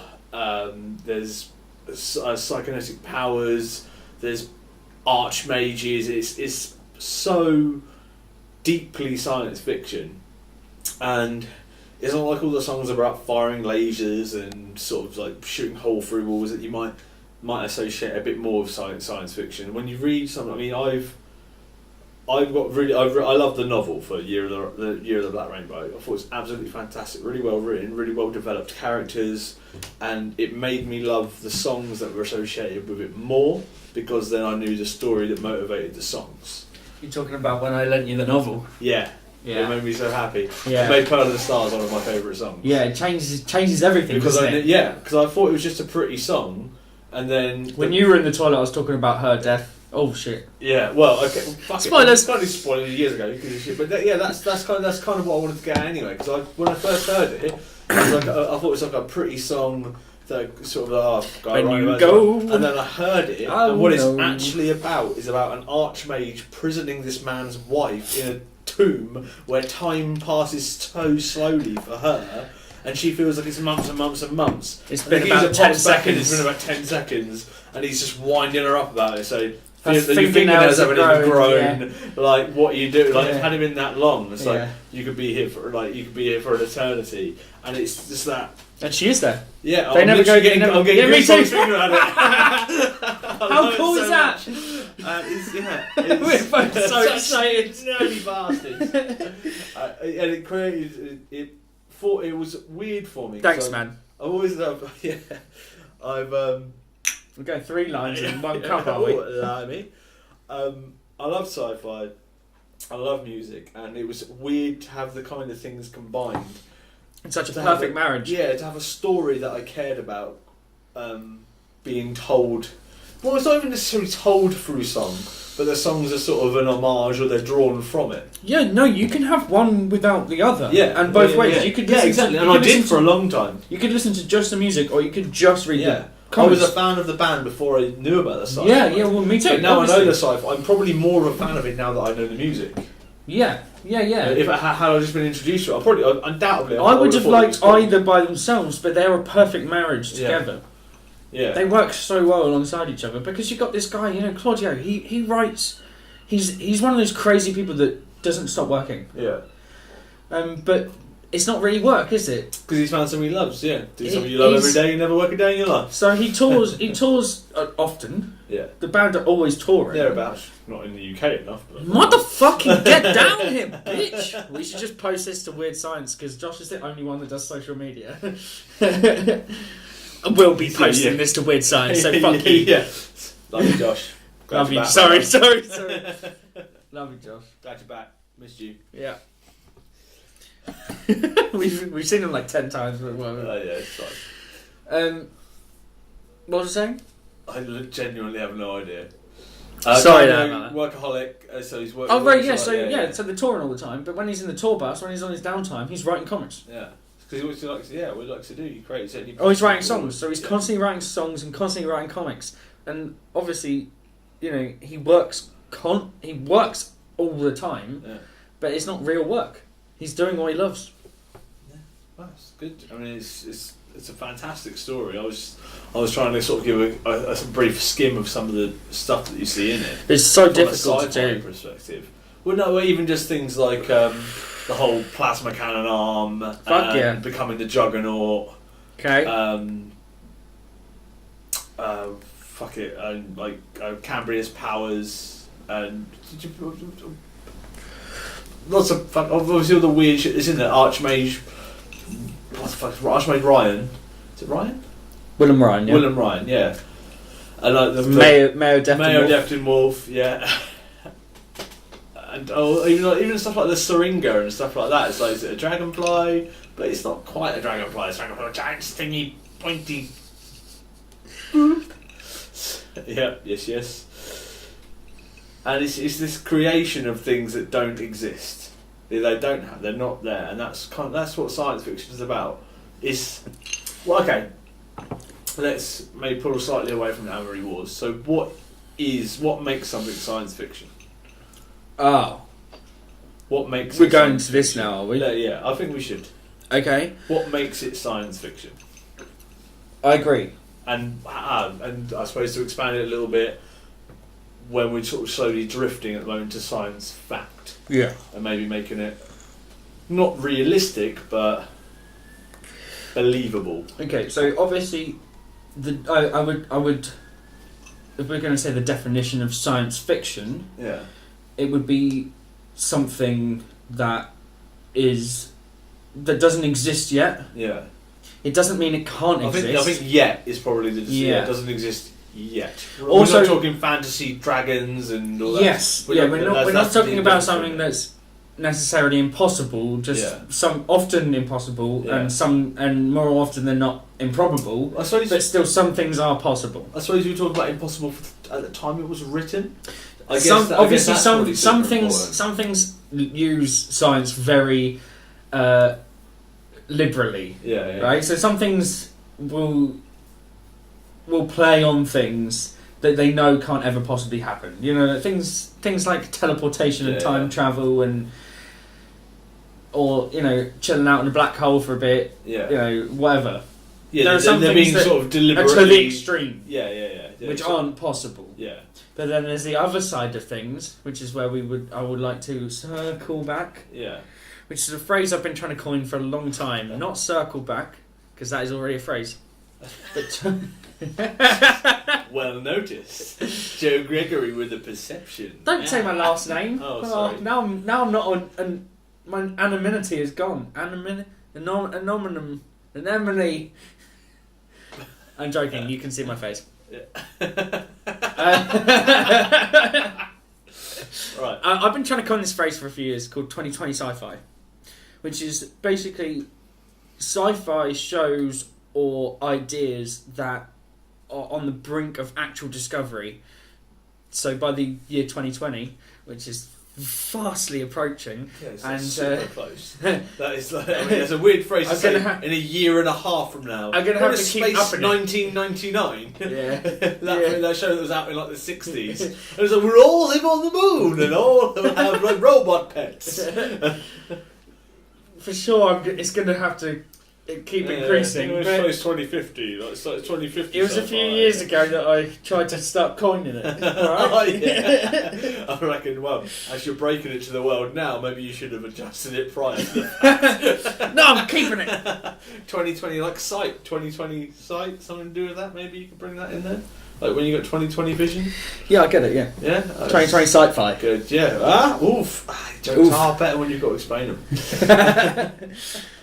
Hemingway. Okay, so anyway, explain 2020 Sci-Fi. It's just sci-fi that's just on the brink of what is actually possible. So it's only barely pushing the limits of actual reality. I mean, Almost Human is a great example of that, because a lot of stuff in Almost Human, obviously you've got actual robots, AI and shit like that, right? But a lot of the other stuff is actually based in stuff that we're working on now. You know what the best example for that is? Yeah. Demolition Man. Oh, what? Yeah, that definitely wasn't your voice. That's what I thought. Demolition Man. Cryogenic freezing, which is well off. Video calls. Which sure, was, but this isn't. That's in like the late 80s. Yeah. How can you say that wasn't like on the cusp of occurring? That was like Demolition Man. Yeah, late 80s. So that was 30 years ago. Okay, I'll be more specific. When I say 2020 sci-fi, I almost entirely am referencing Black Mirror. Yeah, but are you though? So the way my thing in the late 1900s, so in the 70s, 80s, 90s, video call was over every single sci-fi thing you saw, and that was not even remotely imaginable at that point. Yeah, we still can't fucking get it right. We fucking nail it. What are you talking about? Every time I try and use Skype, it doesn't work. Oh, okay. Well, then I'm afraid that's the problem between chair and keyboard at that point. That hurt. That cut deep, man. Good. I've got a gammy hand. I don't have a gammy hand. It's fine. That was so far off being even considered imaginable. I mean, even if you talk about things like the moon landing, and then we didn't land on the moon. Oh, fuck you! Fucking shill. I will fight you. Such a shill. I'm not. Oh my god! I'm not flat earther. I love science. Fuck you, man. I'll pull your beard. Bastard. So as recently as 50 years Put ago... a disclaimer at the beginning and end of this video. The concept of having a supercomputer in your pocket that you could speak to someone in real time, face to face, over the other side of the world was science fiction. Missing my point of 2020 sci-fi. That is true sci-fi. It blows my mind that we have supercomputers in our pocket. Yeah. And I'm not at the time of writing, I'm not talking about 1900s. I'm talking about when we were growing up as kids. Supercomputer in our pockets? Yeah, that's what I'm saying. We couldn't even connect to a computer in our house. 30 years ago, that was science fiction. 30 years ago, computers were the size of houses, and they were like fucking 10 megabytes. Yeah, that's it. Yeah, if you had something that was 250 gigs. 250 gigs? 250 kilobytes was unheard of. Just a floppy disk was insane 30 years ago. You need a fucking truck just to... Most of you don't even know who floppy disks are. Mr. Floppy Disk, my friend. Yeah, before I call my dick. That's what they were called. They were 3.5 inch floppies. I know, he's just bigger than 3.5 inches. Okay, give him a chance. The bigger floppy disks. They had 5-inch floppy disks. I'm pretty sure that was before my time. We didn't have drives for them. I'm sure they exist. Things get weird easy.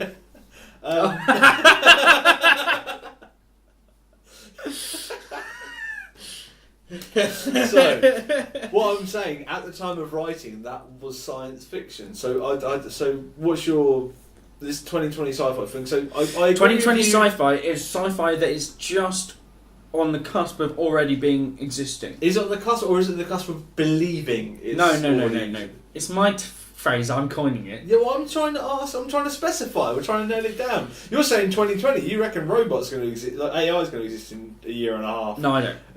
I don't think AI is possible. Are we really going to go into that? No, let's not fucking go down that avenue. 2020 sci-fi. What I mean by that specifically is something. So, say if I wrote a sci-fi show tomorrow about something that we almost have.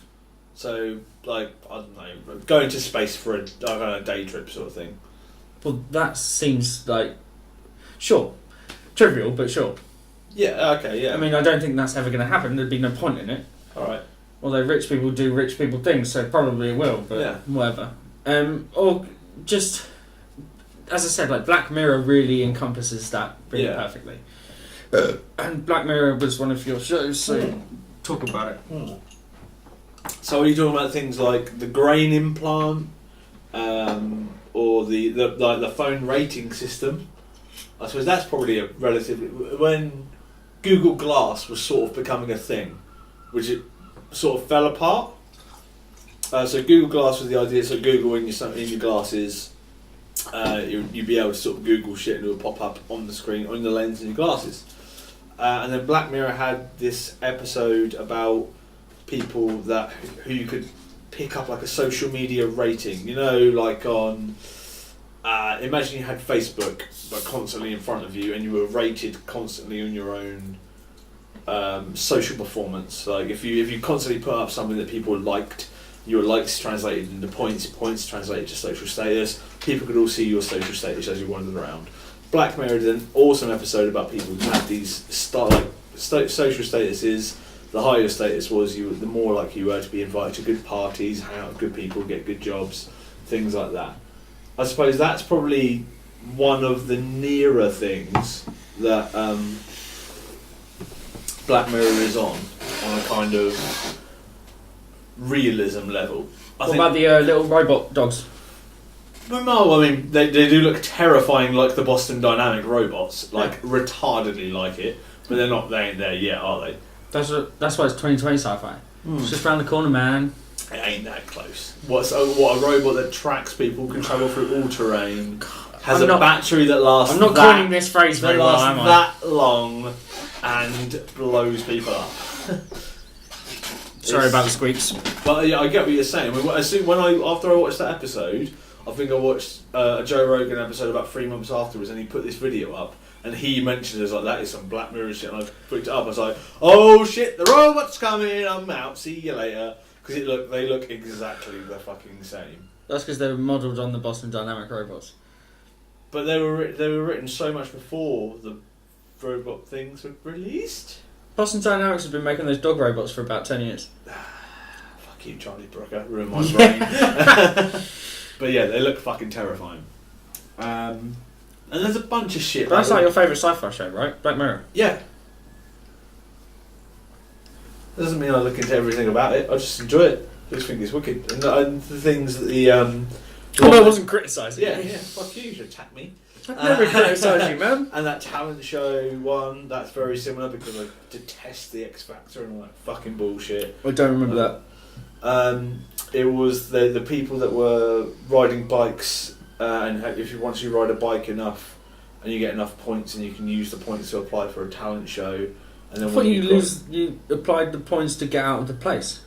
Yeah, but you can only get out of the place via the talent show. Oh, I don't remember that. But the talent show left. I really like that one, but I only remember the beginning. But that was like season 2, so it was a long time ago. Yeah. I only really remember one episode from season 3 and one episode from season 4. Which one was that? 2 episodes from season 4. The dog one, robot dogs. Oh yeah. The House of Horrors one in season 4 was. Oh, awesome. The VR one. That's quite close. No, the House of Horrors one. Which was the House of Horrors one? Chick rocks up to like this place, and it's her the whole time. It's like she's the daughter of some guy. Nah. Dude turns up to the place. No, Owen Wilson looking motherfucker. Nah, chick. You don't remember this one, obviously. I don't think you're explaining it very well. I'm not. Chick turns up to a place in the middle of the desert. Yeah. Oh, the museum one, Black Museum. Yeah. Yeah. Yeah, and she's the daughter. Yeah, she kills the Yeah, guy. yeah. Because he goes around showing her all the exhibits, and turns out he's the guy, and they're caught in this weird. He traps their consciousness inside things. Yeah. Well, fragments of it, which is fucking it's super dark. Beautiful little bit of science fiction. Because like obviously I don't want to die like everyone else. No. What I mean is no one wants to die. I don't mean I don't want to die like you fools. You all die. No one wants to die. Everyone's got a fear of death. Yeah. Sure, probably. I mean, until you die. Yeah. And then you're probably like, you go to the place in Black Mirror where you can go where you like. I'm like, oh, well, that's the episode I remember from season 3, which is my favourite episode of all Black Mirrors. All I can remember is San Pellegrino, like the drink. What's it called? It's San something, I genuinely can't remember. It's San Marino or something. Something like that. It sounds like a Spanish sounding place, but it sounds like San Diego or something like that. Yeah. San Diego. Yeah, something like that. That's my favourite episode of Black Mirror. It's beautiful. Yeah, it's beautiful. Because that's what I want, which is to... continued consciousness. Yeah, but continued is the key word there, not... or transferred is the most important word, which is obviously never going to be possible. So when we talk about things that aren't possible, that's something that's never going to be possible. Putting your consciousness in a USB stick. That's possible, 100%. That'll happen in 100 years. Is that not transference? No, that's copying. If I took my consciousness and put it on a USB stick... Then you'd be not conscious anymore. I'd still be conscious here, and then I'd die, but there'd be a copy of me on a USB stick. Okay. So I'd live on, but I'd die. Me, the one that didn't want to die, would be dead, and there'd just be a copy of me living forever. Yes, that's another Black Mirror one where they do the woman with the little egg who runs the house, and she knows how to run the house because she's a copy of the consciousness of the person that lives in the house, and then she can run the house how the person who lives in the house who actually is alive wants it because she knows, because she's a copy of... Is that the one where they keep speeding up stuff? Yes. Yeah. But yeah, so that's what I want. I want a transfer of consciousness, but it's not possible. Yet. No, it will never be possible. You see, I'm more of a believer than you, Jack. You can copy consciousness. I mean, you can't now, but one day you'll definitely be able to copy consciousness, for sure. 100% you'll be able to copy yourself. But that you will still die. There'll just be another version of you now. Yeah, but I think this is a conversation that people would have had in the 70s about you can't take a photo of yourself and put it to the millions of miles away. How the fuck is it going to get there, dickhead? Because it's still copies. That's still copies. What? It's still a copy. If you upload something to the internet, it's still a copy. No, but what I understand... I'm not... Okay, that was an example. Like, you can't get a picture of Axl Rose when you're in the middle of the Sahara, arsehole. Like, yes, I can. Fuck you. No, I want. That's such a weird... Axl Rose in the Sahara. Yeah, but what I'm saying is that we're having a conversation about the impossible. I know. At a time where it is impossible currently. And so this is part of your whole 2020 sci-fi thing. No, this isn't. 2020 sci-fi is about stuff that is possible and it's just around the corner. Okay, well then mine's real sci-fi. It does what it wants. I want laser swords. But I'm talking, that's what I'm saying. So it's something like that lightsaber, completely impossible, never going to happen. Because lasers don't end. Just like if you copy consciousness, you're copying it, you're not transferring it. And obviously I could be wrong, but we'll never live to the point where I can be proved otherwise, so I am right. I don't know, man. I feel this... I love the idea that something impossible can happen. When's it ever happened? What do you mean, when has it ever happened? When's anything impossible happened, really? That depends on your terminology of impossible. Your terminology? So I would say it's impossible with something... in this discussion, impossible is something that cannot happen right now. We do not have the ability... Yeah, but we know that we will have the ability to do it. Yeah, but how can you know that? For instance, I know rationally we will have the ability to colonise space. Okay, alright, let's work backwards. We'll never be able to time travel. But let's have this... imagine we're like 100 years ago. We're in the early 1900s. And we're thinking about things that would never happen. Okay, we won't be colonising space for at least 100 years. No, what I'm saying. That's still 100 year gap. So if we're in the 1900s, think about things that will never happen. This is a time where people are still riding horses into war. people are still electricity is about, and it's just about coming out. There are still people that don't like electricity at this point. I don't like it when it's shocking me. Even one of those clicky little light things. At that time, would you have said a lot of the shit that we can literally do right now?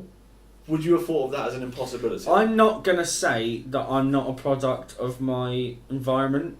I am a product of all the sci-fi I've ingested, right? So I have this huge amount of knowledge, and back then, yeah, I probably wouldn't have been that clever. But there were people back then that have predicted things that that never came to pass, and predicted things that did come. Yeah, but that's yeah. So we're the average guy. So it's that uncertainty. Like, you don't know one way or the other. No, we do know. No, you don't. We know some things, man. There are some things we know that aren't possible. Yeah, but okay. If you're saying anything's possible, then yeah, anything's possible. But then most things aren't. I feel like we're peaking. Yeah, but that's what everyone fucking thought. In the 50s, they thought they were peaking. They said, look how sweet this fucking Thunderbird is. And they were peaking, and they were having a wicked time. And I don't think we're peaking right now. I think we are at we're at the bottom of Mount Everest right now, and we can see the top. Yeah, maybe. That's how I feel. I feel like we can see, and that top is space exploration. That top is spurting us all over the fucking planet, like Rogan says, in rockets full of carbon, full of human fucking beings, all over the fucking... We haven't been to the moon in... God, fuck me, how long? Since 1966. 69? 66. No, that was the World Cup. I knew 66 meant something. Also, both my parents were born in 66. The last time England won the World Cup was before we went to the moon. Well, we never went. Yeah. Personally. I mean, I didn't. Can't launch rockets on a flat Earth. It would knock it backwards. Knock off its non-existent axis. But that's what I'm saying. Shut it on the back of an elephant. You're coming from this point. It's like, this is definitely something that we can do. Yet we've shown nothing recently showing that we can do that. Elon Musk will probably do it tomorrow, like just for the giggles, because he does what he likes, apparently. Okay, right. So I'm saying that, right? That's just how I feel. I think that it's impossible to transfer consciousness. It's only possible to copy it. Now let's boil that back down into something that we're working on at the moment, like AI, right? I mean, we are working on consciousness, but mapping consciousness. This is a human being, not like us. It's not something we do. I mean, I would if given the funding and the brain. I would. Don't ring it. Don't want it. I've seen Terminator. I don't want it. He's rubbish. Actually, he's not. He's very good. He's my best friend. Gay. Anyway, so sorry, I was at the risk of sidetracking what you're saying. So you could say some things. AI. Yeah, okay, AI. What so about it? I personally, and I'm not just me, there are a few other yeah, people. I'm so glad that you've got some experts to refer to. Got Elon. True AI is not possible. It's an AI that can think for itself.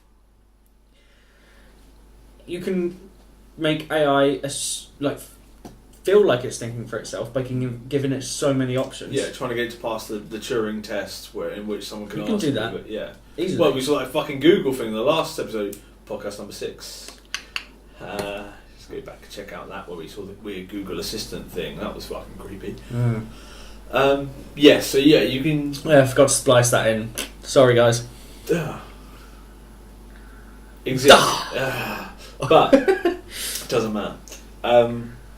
Yeah, the sensation of AI and the Turing test is obviously quite dated, and the concept that you need to be able to feel like you're speaking to a human is a really weird, vague term anyway. Yeah, Turing was ages ago. Huh? Sorry, went all biblical.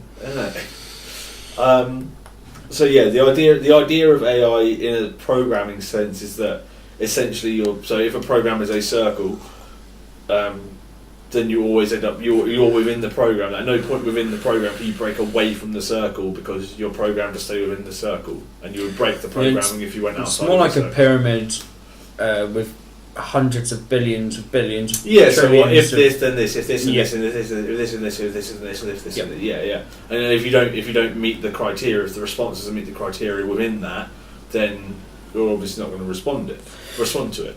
So you're going to have to stay within. Yeah, but that. you can create something that can even learn, rudimentarily, but you can't. You can't create something that can create. Yeah, well, yeah. I think You can, no, that's the thing. Yeah. It just takes incredible amounts of processing and programming. Which doesn't exist. But no, it does. No, now. no, we can totally do that. We can create something that appears to have artificial intelligence, but it will always be artificial. It will never be true intelligence. But you can create something with the entirety of the human knowledge, the entirety of the planet's human knowledge, every single thing ever, Yeah, that's and Age of Ultron, I know. and it will appear to be right, and it can make decisions. Yeah. But it will make decisions based off data and not off itself. That's true AI. So, don't we kind of do that? Fuck. Deep as. Yes, It's yes, of course. Your we data do. is your experience. yes, and things exactly. You've been told, and we collect data. And in that sense, yes, you can 100% create something in our image that is as complex and understanding as probably someone with sort of 60 to 80 IQ. Oh. You could probably create that. Something that would act as a child. Yeah. They collect things, they learn things, they know things, and they'd... No, well, they wouldn't know. They wouldn't innately know things. They would be aware that the knowledge existed and be able to draw on that knowledge in order to make sure their actions reflected their knowledge. Yeah, you could do that. Like, they wouldn't step into a road because they know that if you step into a road, you're going to get run over. And I'm talking about some things much more complex than that, but yeah. Yeah, I can't give every example ever, but... I keep throwing up in my mouth. Oh, you're pretty. It's just foam. Oh, yeah? Fucking hell. He's single, ladies. Lady.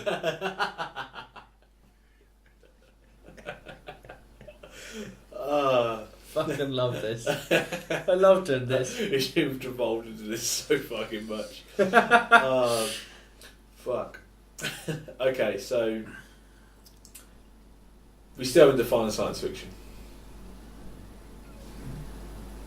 My personal one is just shit that hasn't happened yet, and that yet might be 5 years, it might be 50 years, it might be 5,000 years. I just think it's shit that hasn't happened yet. Yeah, basically it's a universe, and it should be an entire universe in itself.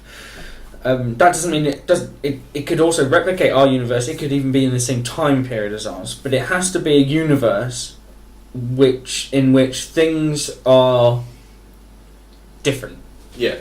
So there needs to be some more advanced. If it's the same, it's just a period drama. Yeah.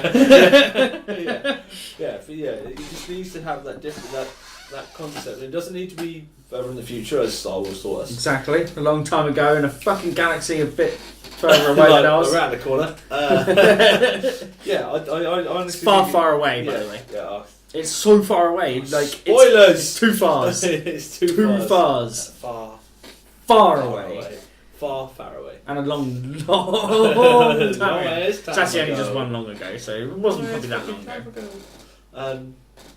I just think it's stuff that hasn't happened yet. That's all I want to see is shit that we haven't got yet. It could be stuff that's 5 years away. I'm just whether it's fucking. That's what 2020 sci-fi is to me. Something that's just around the corner. Yeah. So it could be that, and also science fiction doesn't have to be, as we've already discussed. It doesn't have to be about. It doesn't have to be about laser swords in that time period. Yeah. It can be about horror and intrigue, like Alien. Yeah. It can be anything from it's set within the universe, but Yeah. it doesn't have to be about it being set within that Exactly, universe. and that is. There I can think be that's other- and a really good thing to wrap on. That's the mark of good sci-fi. Yeah, That it's about the story, yeah. not about when it's set. When it's set, just happens to give you some awesome little plot pieces and stuff. It gives you the opportunity to be liberal with science. Yeah, that's it. Yeah, of course they're sending me a hologram saying this, but I'm very understanding that I'm about to get it. Sure. Or stabbed, or whatever. I mean. Alright, let's wrap this up on a Let's quote. fucking What's do your it. favourite quote? I don't know yet. I don't know what I'm going to Your say. favourite quote? What's your favourite quote? From science fiction? Science, I don't know what I'm going to shit, say. you properly put me on the spot. Yeah, I don't know what I'm going to say. Fuck, punch it, Chewie. That's yours? Alright, I'm going to say this. We need guns. Lots of guns.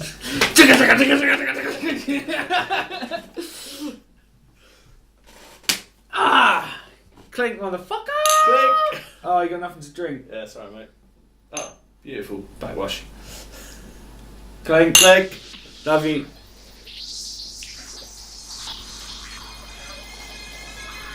Bye-bye, boys and girls.